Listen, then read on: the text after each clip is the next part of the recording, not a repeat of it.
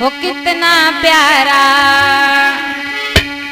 रूप बनाया,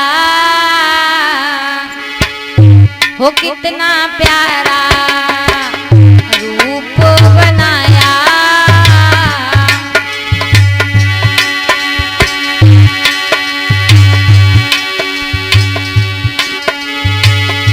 हो कितना प्यारा रूप बनाया, काली को मारने चली, हो कितना प्यारा।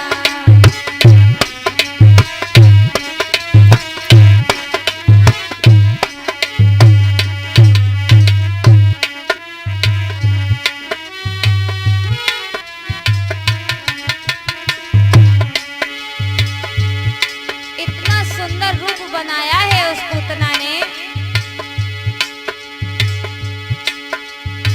बाल में गजरा, आँख में कजरा, नागिन धुनिया न्यारी, बाल में गजरा, आँख में कजरा, नागिन धुनिया न्यारी, माथे पे बिंदिया, हाथ मुंदरिया, चाल चले मतवाली, हो कितना प्यारा रूप बनाया, हो कितना प्यारा रूप बनाया, काली को मारने चली, हो कितना।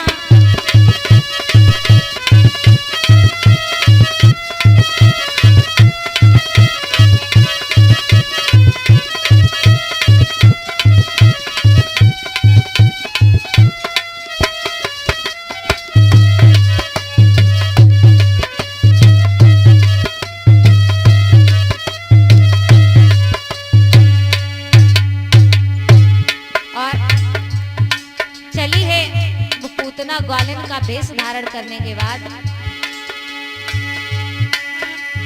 कंस ने भेजा है मथुरा से आई, ज्वाला सी भड़की है गोपी बन आई,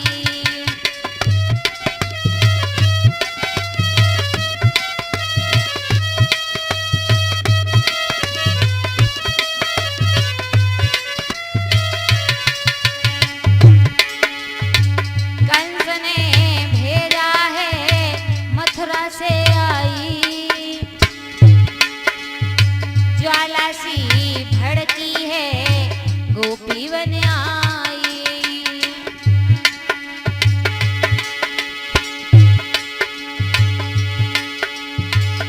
स्तन में है जहर लगाए, वो है पूतना नारी, स्तन में है जहर लगाए, वो है पूतना नारी, नाक नथुनिया, हाथ मुंदरिया, चाल चले मतवाली, हो कितना प्यारा रूप बनाया, हो कितना प्यारा रूप बनाया, काली को मारने चली, हो कितना।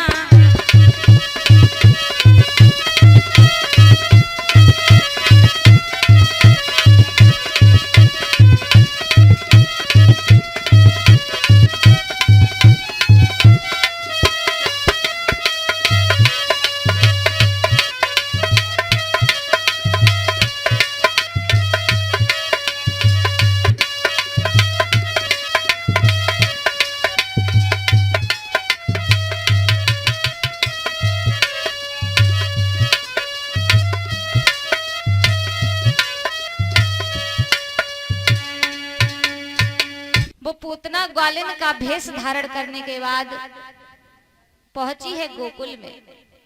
यहाँ तक हुआ है भक्तों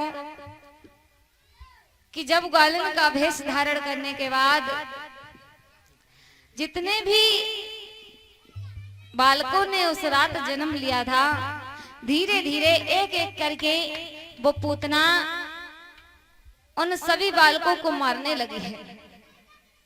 दुग्ध पान करा के सभी बालकों की जान ले रही है। यहाँ तक हुआ है धीरे धीरे यशोदा के दरवाजे पर पहुंची है। और जब यशोदा के दरवाजे पर पहुंची, आवाज लगाई है, मैया, अरे मैया बाहर निकल कर के आओ, देखो तो कौन आया है। और जैसे ही यशोदा बाहर निकल कर के आई, यशोदा कहने लगी, काहे को चिल्ला रही हो सखी। वो ग्वालिन कहने लगी, मैया मैंने तो ये सुना है कि तूने बड़ा ही सुंदर लाला को जन्म दिया है, बड़ा ही सुंदर पुत्र पैदा किया है। हाँ सखी, सही सुना है। तो क्या अपने पुत्र के दर्शन मुझे नहीं कराओगी? अरे सखी, मैंने कब मना किया है, मेरा लाला पालने में झूल रहा है, जाओ जाकर के दर्शन कर लो। तो वो ग्वालिनी कहने लगी, मैया तेरी तो इस परमपिता परमात्मा ने गोद भर दी है, क्या अपने लाला को थोड़ी देर के लिए खिलाने के लिए नहीं दे सकती है? तो इसी समय यशोदा कहने लगी है, ग्वालिनी मैं कुछ कार्य करने के लिए बाहर जा रही हूँ, तब तक तुम हमारे लाला को खिला सकती हो। और जैसे ही उस पुत्र को देखा है तो वो पूतना बनी ग्वालिन कहने लगी, मैया मेरी बात सुनो। और क्या बोली है,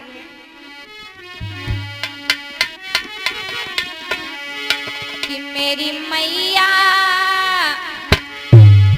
लाला जन्म सुन आई, दे दे तू मोए बधाई, जुग जुग जीवे माँ तेरो लाला रे।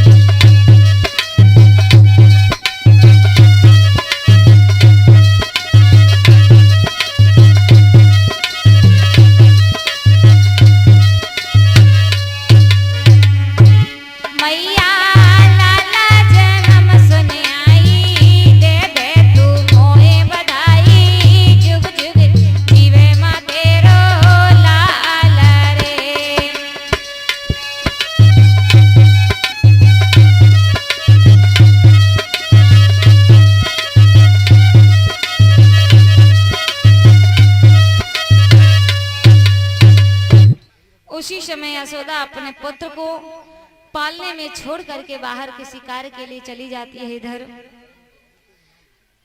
जब उस ग्वालिनी ने कन्हैया को देखा, उस पुत्र को पालने में झूलता हुआ देखा, तो उसे मारने के लिए वो ग्वालिनी बनी पूतना मन ही मन विचार करने लगी है कि इस बालक को यहाँ नहीं मारेंगे। उसी समय चुपके से उस लाला को गोदी में लिया है और बाहर एकांत में जाकर के जैसे ही उस बालक को दुग्ध पान कराया है तो उसी समय उस बालक ने दुग्ध के साथ साथ पूतना के प्राणों को भी खींचना शुरू कर दिया है। यहाँ तक हुआ है महाराज, धीरे धीरे वो बालक पूतना के प्राणों को खींचने लगा है। पूतना चिल्लाने लगी है, कहने लगी है कोई तो ऐसा होगा जो हमारे प्राणों की रक्षा करेगा। लेकिन जब उसकी आवाज किसी ने नहीं सुनी तो पूतना सोचने लगी है कि चलो आकाश मार्ग में लेकर के इसे उड़ जाएंगे, वहां से इसे धरती पर फेंक देंगे, ये नन्हा सा है, इसकी बोटी बोटी बिखर जाएंगे। लेकिन जब आकाश मार्ग में उड़ी है और बालक को जैसे नीचे फेंकने के लिए हाथों को किया है तो उसी समय भगवान की ऐसी लीला हुई है कि पूतना स्वयं धरती पर आकर के गिर जाती है और उसी समय पूतना का अंत होता है। इधर भगवान के हाथों पूतना का अंत हुआ है, पूतना का उद्धार हुआ। ये खबर महाराज कंस को पता लगी है कि पूतना का वध हो गया। मैया यशोदा ने पालने में देखा है कि हमारा पुत्र कहीं नजर नहीं आया, तो रोते हुए अपने पुत्र को ढूंढने लगी है। तो देखा है सभी लोगों ने, नगर के लोगों ने देखा, बाबा नंद ने देखा, एक विशाल सी राक्षसी है जिसके ऊपर वो नन्हा सा बालक खेल रहा है। मैया ने भाग करके अपने पुत्र को अपनी गोदी में उठा लिया है, अपनी छाती में लगा करके उस श्री हरि का गुणगान गाने लगी, कहने लगी प्रभु तेरी बहुत बड़ी कृपा है हमारे पुत्र पर। अगर इस विशाल सी राक्षसी का एक हाथ भी हमारे पुत्र पर पड़ जाता तो शायद हमारे पुत्र का अंत हो जाता। इधर धीरे धीरे समय व्यतीत होने लगा है। यहाँ तक बताया है महाराज कि कुल गुरु गर्गाचारी को बुलाया गया। दोनों बालकों का नामकरण संस्कार हुआ। रोहिणी के पुत्र का नाम बलराम रखा और यशोदा के पुत्र को जैसे ही कुलगुरु गर्गाचार्य ने देखा तो कहने लगे हैं यशोदा ये तेरा कोई साधारण बालक नहीं है, ये तो अवतारी है। यशोदा कहने लगी प्रभु ऐसा मत कहो, ये तो हमारा बालक है। तो कहा है कि यशोदा इसे जो भी जिस नाम से पुकारेगा ये उसी नाम से विख्यात होगा, उसी नाम से जाना जाएगा। इसका नाम कृष्ण है।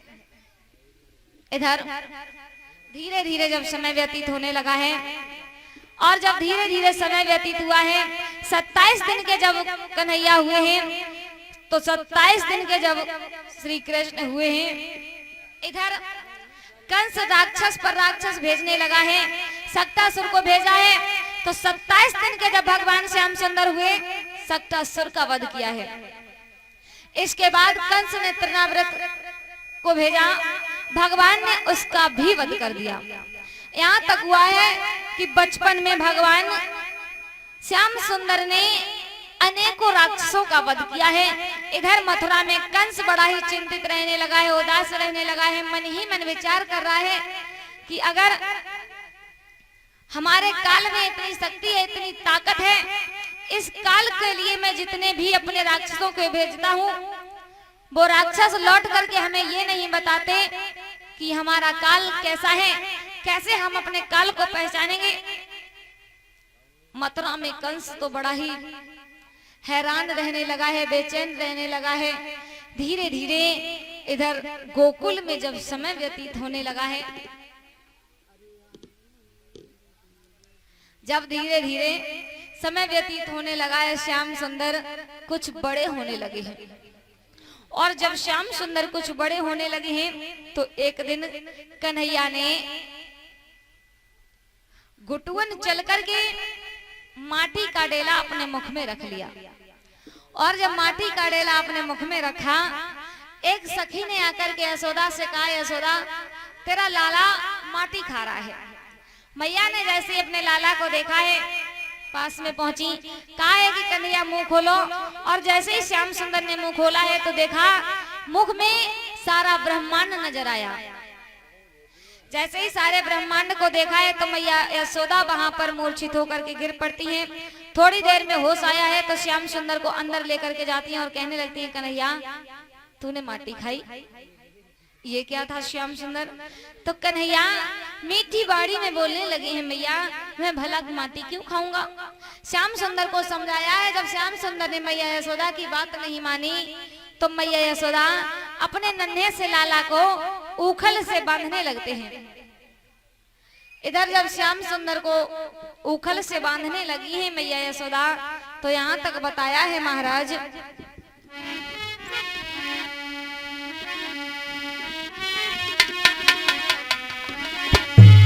कि यूं कह कर कुंवरी कन्हाई को और बांधने लगी यशोदा माई।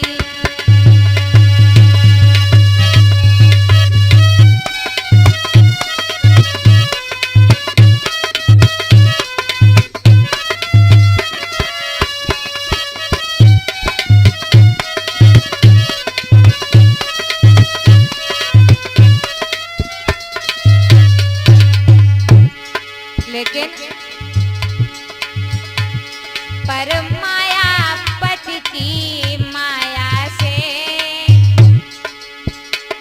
बाहर सीना पूरी हो पाई।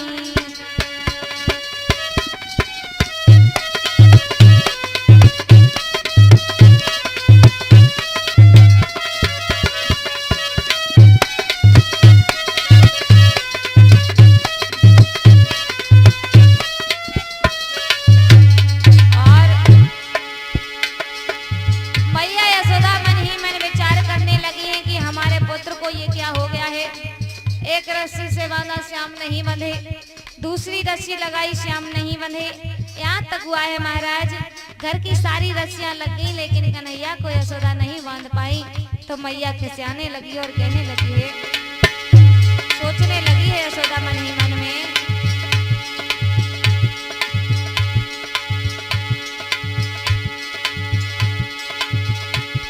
वह रस्सी घटती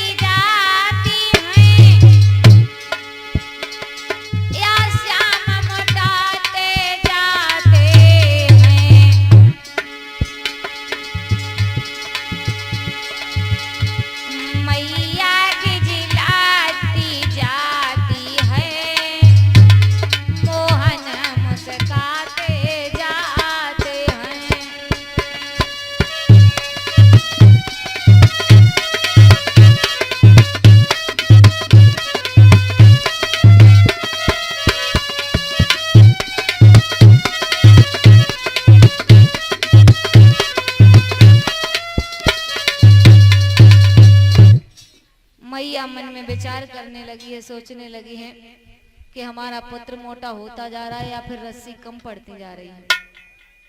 श्याम सुंदर मन ही मन विचार करने लगे हैं, सोचने लगे हैं मैया जिस मैया के हाथों में सारा संसार है उस मैया को हम परेशान नहीं करेंगे।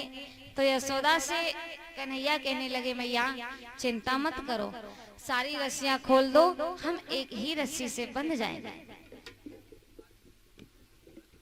तो उसी समय मैया ने अपने पुत्र को उखल से बांधा है और स्वयं बाहर निकल जाती हैं। स्वयं कार्य करने के लिए बाहर निकल गई। इधर उधर श्याम सुंदर ने देखा और जब श्याम सुंदर ने देखा है मैया यशोदा नजर नहीं आई, तो उसी समय श्याम सुंदर ने उखल को लुढ़का लिया है। और जब उखल को लुढ़काया है और लुढ़काते हुए श्याम सुंदर गोकुल में पहुंच जाते हैं जहां पर यमला अर्जुन के दो वृक्ष खड़े हैं। यमला अर्जुन के वृक्षों में जाकर के वो उखल अटक जाता है और जब वो उखल अटका है तो कन्हैया ने ताकत लगाई, दोनों वृक्ष जड़ से उखड़ गए। जब दोनों वृक्ष जड़ से उखड़े हैं उन दोनों वृक्षों से पुरुष प्रकट हुए। अब वो पुरुष कौन थे तो बताया है श्री सुखदेव ने कि हे महाराज परीक्षित, वहां पर जब वो दो पुरुष प्रकट हुए हैं, वो दो पुरुष कौन थे तो बताया कि दोनों कुबेर के बेटे थे। कुबेर के बेटे थे, धनवान थे। यहाँ तक बताया कि दोनों कुबेर के बेटे थे, दोनों शिव के वरदानी थे।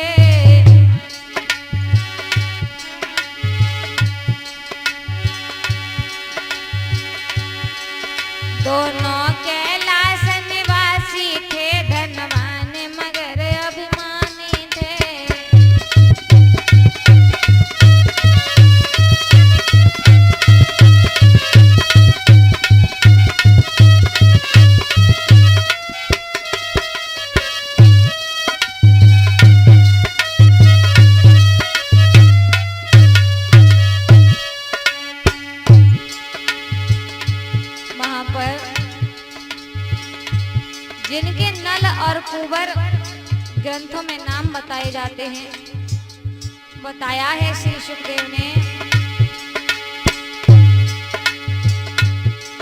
दोनों कुबेर के बेटे थे, दोनों शिव के वरदानी थे,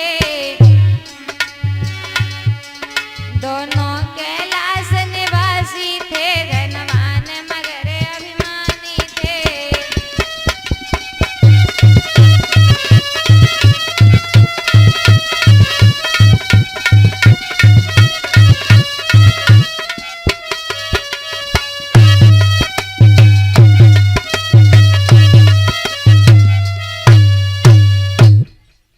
एक बार नल कुंवर ने मदिरा को पीकर के शराब के नशे में अपनी पत्नियों से कहा, और जब अपनी पत्नियों से कहा कि चलो नग्न होकर के हम तालाब में विहार करेंगे,